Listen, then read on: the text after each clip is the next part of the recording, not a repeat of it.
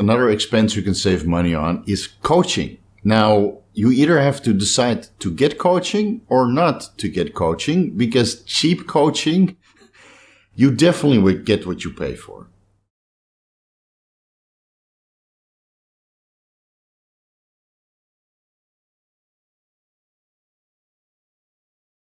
Welcome to Vigorous Finance. I'm Coach Steve. Man, it's been a while since we've done a Vigorous Finance video last, right?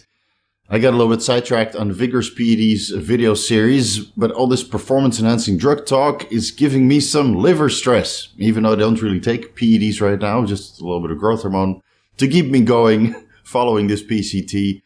But I'm definitely suffering from some post-information pain, so I'm going to switch topics a little bit and discuss finance in this video. Tomorrow we'll probably be back to Vigorous PEDs, because that is what gets the most amount of views. Vigorous crew, you know what to do. Preemptive like is highly appreciated, because I know Vigorous Finance videos don't get so many views from the beginning, but I feel that it's always valuable information for the guys that are, interested in many aspects of bodybuilding, not just the PEDs.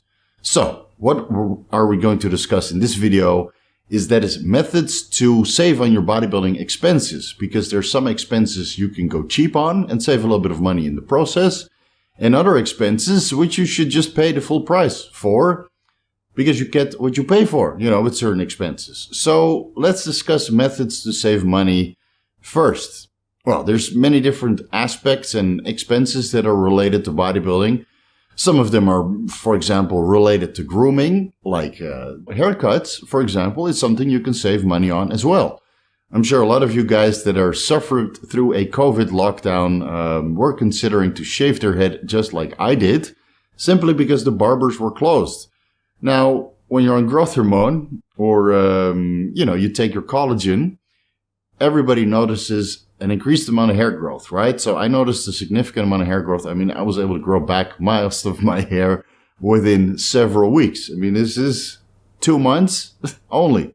So it grows relatively fast, and it means you have extra haircuts to do just to stay a little bit presentable and look groomed.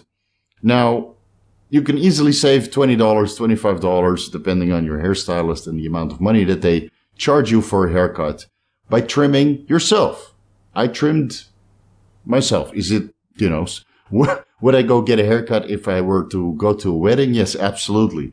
But for everyday life, I trim my own hair 2 times, maybe even 3 times per week, just to look a little bit presentable. It's not 100% presentable, but it is close enough. It's good enough for the camera, and it's good enough for the gym that I go to or the malls that I visit on my Sunday afternoon.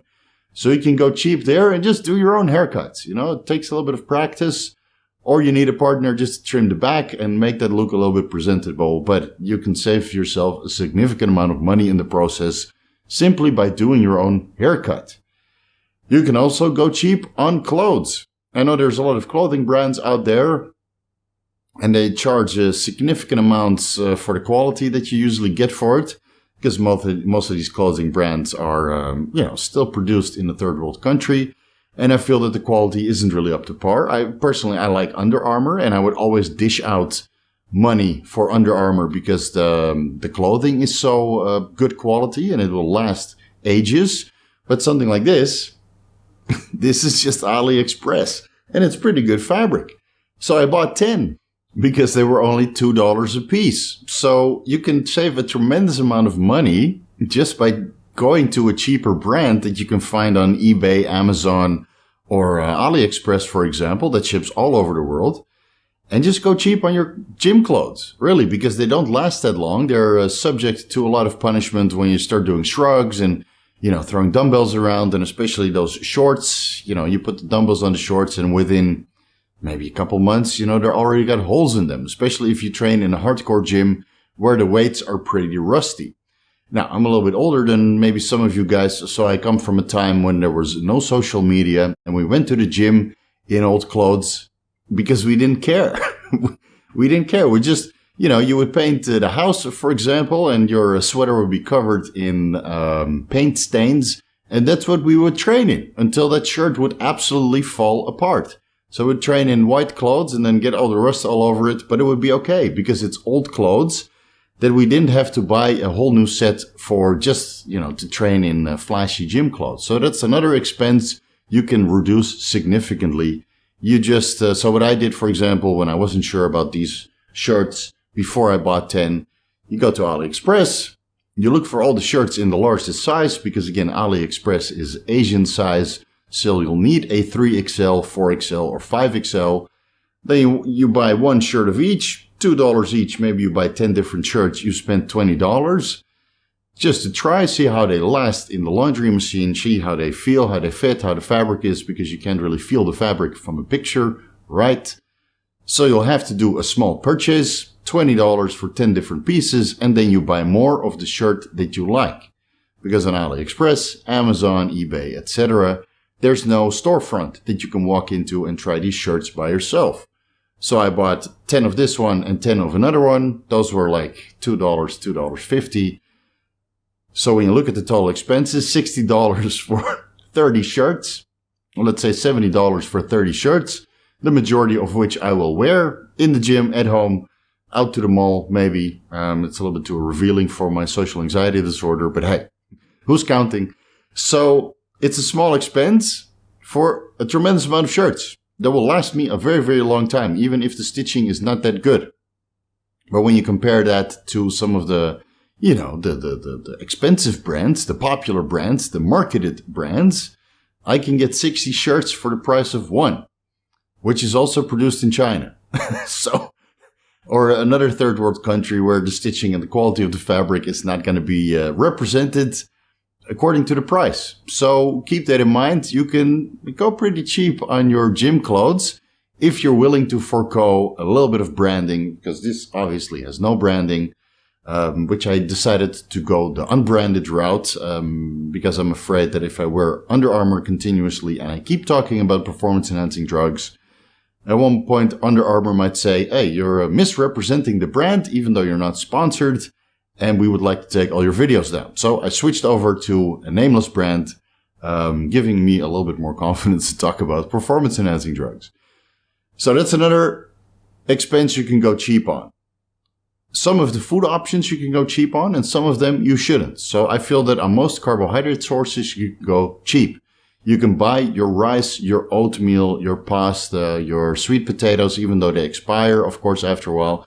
But some sweet potatoes or potatoes you can store in the house for maybe 3 weeks, 4 weeks, especially if you keep them cold in a stable temperature. So let's say you have a shed. You put the potatoes there. I used to do it all the time. You just buy 10 kilo bags, 20 kilo bags, and you buy them wholesale. So carbohydrate sources, the ones that you have to reconstitute, just like rice or oatmeal, you have to cook those, right? And reconstitute your carbohydrates. You can buy those in bulk. And you can buy bulk rice in 20 kilos, even 50 kilo bags. You just have to go to the local Asian store. So in Holland, we call that the toko, which is a specialty store where they have food from Suriname, China, Thailand, etc. So anywhere that is, Asian or mixed Asian. And you can just buy rice in bulk. So I would go there, buy 20 kilos or 50 kilos of rice, which is very heavy and very difficult to move, obviously. So you'll need a car to do that. Or you find a place that does home delivery. Because buying wholesale, you buy 10 kilos of food or 20 kilos of food, or, maybe 100 kilos of food, there's usually a delivery service attached to that. So I buy all my fish, my salmon, my beef, my chicken, my eggs, and even my water. We buy that in bulk, and we get that all delivered at the same time at the house. And most of that I just freeze into my chest freezer, which is 100 liters, which means I can freeze a significant amount of meat as long as I portion it out ahead of time. So I can de-thaw the portions that I need. So whether that's 200 grams, 8 ounces, 250 grams, depending on the protein source. Just buy wholesale, freeze it into portion size, and then de-thaw it when you need it. You can save a significant amount of money compared to going to the grocery store, buying the retail price.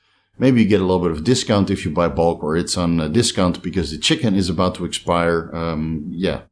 College days. So you would buy 10 kilos of chicken that's close to the expiration date. freeze it all in, obviously, to, hope that it lasts, because again, it's close to the expiration date, but you are highly appreciative of that discount. So you can go buy discounted food at the grocery store or just buy wholesale and get everything delivered. You just need a chest freezer. Now, a chest freezer will set you back maybe $100, $200. There's a lot of cheap models that will last you just as long as the expensive models, but it's highly worth the investment to get a chest freezer. And, you'll probably get a return of your investment within a month already, considering the amount of protein and carbohydrates that we eat. Of course, carbohydrates we're not going to freeze, but if you find a place that can do delivery when you buy in bulk, I can highly recommend it because you can save a tremendous amount of money on your food bill.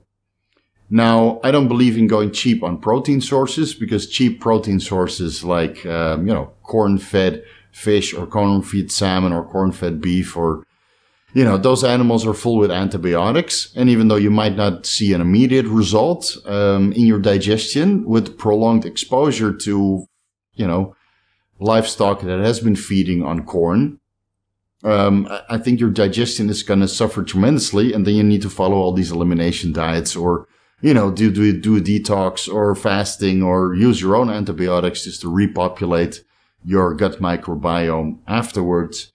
I would always make sure that you have the best possible food source, but buy in bulk to bring the cost down and then have that delivered so you don't have to, haul 20, 30, 40, maybe 100 kilos worth of food to your house. Because you have to look at the expenses also of the time that it takes you to acquire the food, because that's represented in the expense as well. So let's say you can't work during the time that you're shopping for discounts. You're probably losing more ability to make money than the money you save shopping for discounts. So just order it online and have it delivered. And the chest freezer is a very suitable return of investment time. A month or 2 months, you already got your money back, and then you start saving money for real. Now, when it comes to performance-enhancing drugs, I'm of the opinion that you should always stick with farm grade. And that means you're going to spend money. Now, buying in bulk will usually bring the price down as well. I'll leave that up to you. If you want to buy performance-enhancing drugs, pharmaceutical grade in bulk, that highly depends on your on the legal status of the country that you reside in.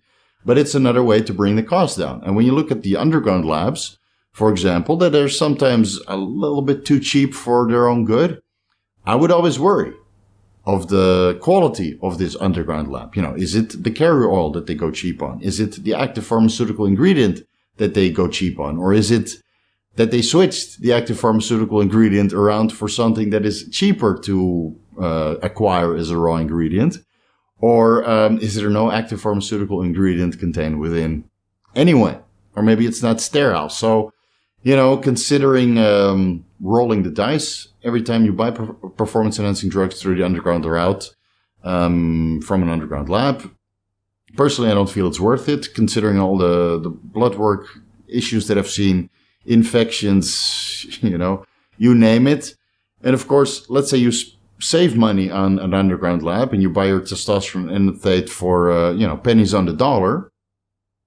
Maybe at one point you'll get an infection or you don't get the results that you expect because the active pharmaceutical ingredient is tremendously underdosed. So keep that in mind. When you look at the online pharmacies, there's many choices out there. And please don't ask me in the comment field because YouTube is not a freaking source board. Stop with these questions. Oh, where do I buy this? It's your responsibility. If you don't know what the sources are, you're not ready to use the performance-enhancing drugs discussed in these videos. Okay. Let's not go into a negative Nancy territory. So when you look at the known online pharmacies that are good and sell pharmaceutical grade compounds, there's a price discrepancy in between. And then you simply have to look at the price discrepancy, go with the cheapest option, and then recalculate the packaging and shipping fees and the potential for seizures. Of course, not seizures the epileptic route, but seizures when your customs officer doesn't really agree with the content of your package and sends you a seizure letter with a hefty fine in return. So you'll probably have to factor that in as well, or source something locally where, you're not subject to this importation laws. So you have to factor that into the cost and then just go with the best deal. Because pharmaceutical grade compounds, the difference between generics and the initial patent holder. So let's say Eli Lilly produced Cialis. Well, there's many other Cialises on the market nowadays, and they're not called Cialis, they're called Tadalafil, or wordplay on Tadalafil, or Cialis. And those are usually pretty good as well. So, you save a tremendous amount of money in the process if you stick with generics over branded pharmaceuticals. Now, I'm of the opinion that Chinese generic peptides are usually not the same quality as Western FDA-approved growth hormone preparations. So I would always go with the FDA-approved growth hormone, FDA-approved in the Western world, not FDA-approved in India or China, even though, one FDA-approved growth hormone preparation is actually quite good quality, but there's a lot of counterfeits on the market. I'm sure you guys know which one I'm talking about. And if you don't know which one I'm talking about, then again, you're not ready to order these kind of compounds online. So generic medications on the online pharmacies are usually a cheaper alternative than the branded or patented medications. Again, if there's a generic form out there, because the patent needs to expire before the generic medications can hit the market. So if they're still under a patent, you'll have to go with the patented and the branded medication that you desire to take, as an ancillary alongside your performance-enhancing drug protocol. And that way, if you go with the generics, you can actually save, quite a lot of money. Now, another way to save money is by not taking so much drugs. Yeah.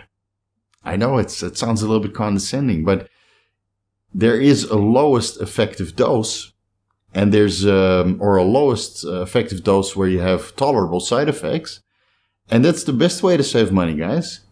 Most guys don't need 1 gram, 2 grams, 5 grams of anabolic steroids or 50 milligrams of a SARM of your choosing. There's a lot of cost-effective compounds out there, like testosterone, for example, that can be run at, pretty low dosages, which will yield very good results. And I hate to say it, but most of the guys don't really need Primobolan. When you make money off the sport, Primobolan is a great compound because the investment will result in you looking absolutely amazing, considering, the constraint here is that your body fat is under control. So Primo might be a suitable investment to get business as a return because you look the part, at least you practice what you preach, and more people will be attracted to whatever business model you follow. Now, when you're on testosterone, Masteron might be a suitable replacement to get comparable looks. Maybe not comparable, but close enough, but you'll save money in the process. So there's many drug combinations out there and many cost-effective drugs out there that you can take as a replacement of more expensive anabolic androgenic steroids that you actually wanted to take. So Masteron is or Boldenone is a cheaper alternative to Primabol, or a combination of Boldenone and Masteron. And probably running that at comparable doses will set you back only half the initial investments of Primabol. Turinabol is a suitable replacement for Anavar, and it's very cost-effective. So if you're not, very low body fat or you're not making money off the sport, Turinabol is probably cosmetically wise and results wise, even at a little bit higher dose because it doesn't have such a high androgenic anabolic rating as Anavar does. Probably doubling the dose will set you back 50% of the cost of Anavar. So you'll have to look at it this way, cost to benefits when it comes to performance-enhancing drugs, and you'll have to take the purity, the sterility, the results, and the cost into consideration before you make your purchase. And then last but not least, another expense you can save money on is coaching. Now, you either have to decide to get coaching or not to get coaching, because cheap coaching, you definitely would get what you pay for. You definitely get what you pay for with coaching. Now, it doesn't mean that all the expensive coaches or, the reasonably priced coaches are as knowledgeable as some of the other coaches. Some guys just price themselves out of the market and charge a surplus simply because of brand recognition. So you have to do your due diligence and research the particular coach that you want to work with. Maybe talk to some of their previous clients or see how they interact with you before you sign up with coaching. Of course, you're not going to bombard them with questions because that's something I don't respond to either. But you can simply decide, by their knowledge or expertise or whatever they mention on YouTube before you decide to sign up with coaching. And then whatever the rate is the rate it's going to be. Asking for a discount is highly disrespectful. If anybody ever asks me for a discount, I just stop replying because the services, the transfer of knowledge is not going to be discounted. So there's no discount on the service rate. But there's some guys out there that charge pretty cheap and they'll just send you a cookie cutter program and then not respond to you, for a week after you reply your email, you're sending your check-in pictures. So reputation is highly important. And if you can't afford a decent coach that is actually going to give you value for money and, set you on the right track along your fitness journey, don't hire a coach. It's as simple as that. Because honestly, all the information is already out there. There's not so much information that coaches hold hostage. And when they do that, it's just the information that is needed at the highest possible level.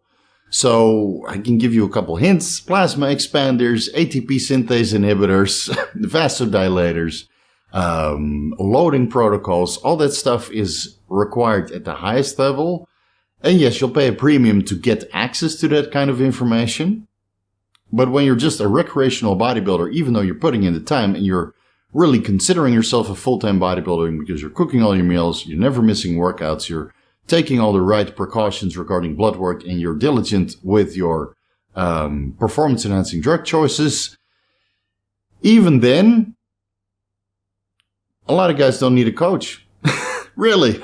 Really. I've seen it many times, You might need some affirmation, considering the information that you have and the knowledge that you have. You might need some confirmation of the direction that you're going with. And in most cases, a simple consultation, a 1-hour consultation or even a 30-minute consultation, is enough to set you in the right direction. So what I've been doing for the last couple of years is just guide people through consultations. And then they pop up for a 30-minute or 1-hour consultation every 2 months or every 3 months. Hey, Steve, I made these results. This is my blood work. What is the best route going forward? And I give them the best possible advice, allowing them to make progress for another 2 or 3 months. So they don't need full-time coaching, but they do just need a top-up of information and affirmation that they're going in the right direction. So if you're on the lookout for the information that you need in the beginning of your bodybuilding journey, find a couple guys that are, helpful and honest and forthcoming with the information and the things that they learned along their fitness journey.